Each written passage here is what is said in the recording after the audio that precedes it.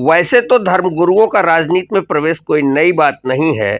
80 के दशक से लेकर अब तक दर्जनों धर्मगुरुओं ने राजनीति में आकर सत्ता का स्वाद चखने में अपनी रुचि दिखाई है। कुछ को राजनीति का मैदान इतना रास आया कि वह उच्च पदों पर भी पहुंचे। सांसद होते हुए देश विदेश में सैर सपाटे भी किया और वैभव का आनंद उठाया। अब अयोध्या के तपस्वी छावनी के महंत ने आगामी लोकसभा चुनाव में उतरने का निर्णय ले लिया है और अपने आप को हाईलाइट करने के लिए रायबरेली से चुनाव लड़ने का ऐलान करते हुए एक बार फिर कांग्रेस मुक्त भारत की बात कही है। वहीं रामभद्राचार्य पर विवादित टिप्पणी करने वाले समाजवादी नेता स्वामी प्रसाद मौर्य को भी खरी खोटी सुनाई है। वे अयोध्या में रामलला के मंदिर की तर्ज पर ज्ञानवापी परिसर में एक भव्य मंदिर का निर्माण चाहते हैं। आइए सुनते हैं उन्होंने क्या कहा। समाजवादी पार्टी इस समय पागल हो चुकी है। सपा के नेता स्वामी प्रसाद मौर्य ने अभी स्वामी रामभद्राचार्य जी को लेकर के अति अशोभनीय निंदनीय बयान दिया है। उसने कहा है कि रामभद्राचार्य जी बीमार हुए तो उनको राम के पास जाना चाहिए, तो राम के पास न जा कर के अस्पताल चले गए, विज्ञान के पास चले गए। इस तरह से वो जो बयान दिया, यह सपा के विनाश का समय है। कहते हैं विनाश काले विपरीत बुद्धि। जब नाश मनुष्य पर छाता है पहले विवेक मर जाता है। इसलिए समाजवादी पार्टी का अब विनाश नज़दीक आ गया है। इसीलिए सपा के जो नेता हैं वो इस तरह का जो बयान दे रहे हैं जिसको कभी भी जनता माफ़ नहीं करेगी। खास मकसद है अयोध्या का विवाद खत्म हुआ और बनारस का विवाद खत्म करने के लिए मैं कूच कर रहा हूं और उसमें से कुछ याचिकाकर्ता भी हमारे साथ में हैं और भगवान आदि विश्वेश्वर का भी पूजन अर्चन अब बहुत जल्दी शुरू होगा। इसी संदर्भ में हम लोग जो है बनारस जा रहे हैं। स्वाभाविक है कि जब राम राज्य है तो राम राज्य स्थापित करने के लिए तो हम लोगों को आना पड़ेगा ना।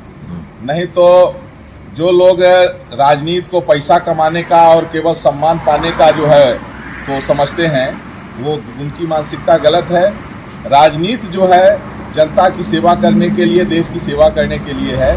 राजनीति उसे कुशल जो है राजनेता वो है जो अपना भी खो दे, जो पद प्रतिष्ठा और धन कमाने के लिए नहीं बल्कि अपने पास जो है वो भी उसमें लगा दे, वो कुशल राजनेता होता है।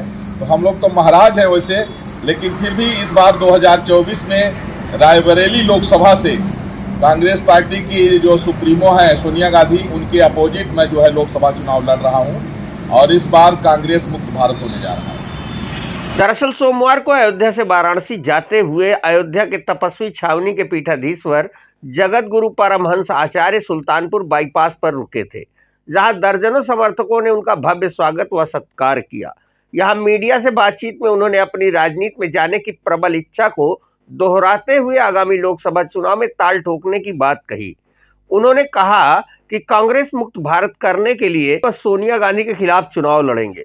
उन्होंने कहा कि समाजवादी पार्टी पागल हो गई है। सपा नेता स्वामी प्रसाद मौर्य द्वारा स्वामी रामभद्राचार्य जी के ऊपर की गई टिप्पणी अशोभनीय व निंदनीय है। उन्होंने कहा कि यह सपा के विनाश का समय है। कहते हैं कि विनाश काले विपरीत बुद्धि। उन्होंने कहा कि अयोध्या का विवाद खत्म हो गया है, अब काशी का विवाद खत्म करने के लिए वाराणसी जा रहा हूं।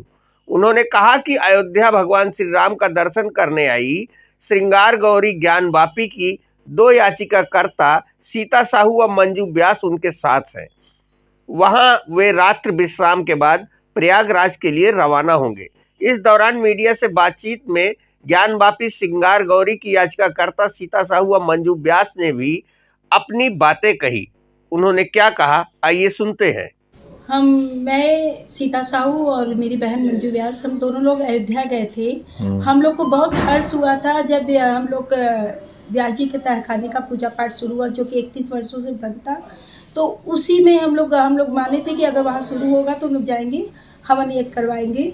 और हम लोग इसीलिए अयोध्या गए थे, रामलला का दर्शन किया और गुरु जी द्वारा वहाँ पर हम लोग ने हवन यज्ञ करवाया और बहुत ही हर्षोल्लास के साथ हम लोग वापस लौट रहे हैं, क्योंकि एक जीत हम लोग को बहुत बड़ी मिली है। हम लोग अपने रामलला के दर्शन करने आए थे और हम लोग ने रामलला से यही आशीर्वाद लिया है कि पुनः अब हमारे बाबा का भी सर्वे करा करके और दूध का दूध पानी कर दीजिए। और पुनः वहाँ जैसे आपका भव्य मंदिर बना है, आज हमारे महादेव जी का भी मंदिर बने। हम लोग चारों बहनें हैं, रेखा पाठक, सीता साहू और मेरा नाम खुद मंजू व्यास है और लक्ष्मी देवी। हम लोग सभी लोगों ने मिलकर 4 बहनों ने याचिका डाली थी। आज हम लोग बहुत ऊंचाई पे, आज हम लोग की बहुत बड़ी विजय हुई है। इस जीत से हम लोग आए थे, बाबा के दर्शन किए और गुरु जी के साथ हम लोगों ने मिल करके और यज्ञ किया, हवन किया है कि अब हमारे आदिशेश्वर भगवान जी का भी मुक्त हो और नंदी की तपस्या खत्म हो।